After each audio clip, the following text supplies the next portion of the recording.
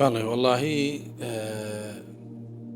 سەرسامی من زیاتر بە کتابەکەی ڕیاض الصالحینی ئیمامی نەوەوی زۆر پێم معجەب بووم، چونکە بە خۆم بە دەرس خوێندیمە هەتا ئاخری، دوو جاریش بە دەرس گوتمەوە تا ئاخری، و ئیمامی نەوەویشم لەبەرەوەی ڕەحمەتی خوای لەبی پیاوێک بووە، هەم فەقیه بووە، هەم لە حەدیثی شارەزایی هەبووە. لۆی بەس یەک ئەسەفی تێدایە خۆزگە و کتابانەی دەنووسی تەکمیلەی بکرد با زۆریان، مەسەلەن سنەنی ئەبوو داود نووسیتی تەواوی نەکردێ، شەرحی بوخاری کردێ تەواوی نەکردیا، مەجموعی ئیمامی نەوەوی کە مەشهورە بۆی تەکمیلەی نەکردووە.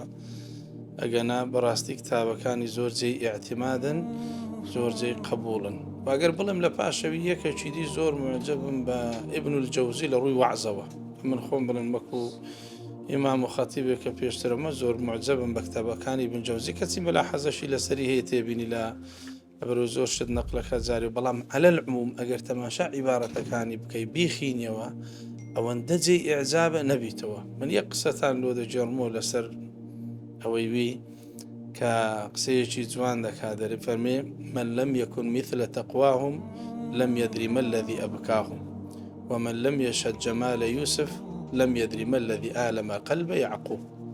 الله هەر کەسێ تەقواوەکی ئیمانداران نەبی نازانی چ شتێکە دەیانگریێنی.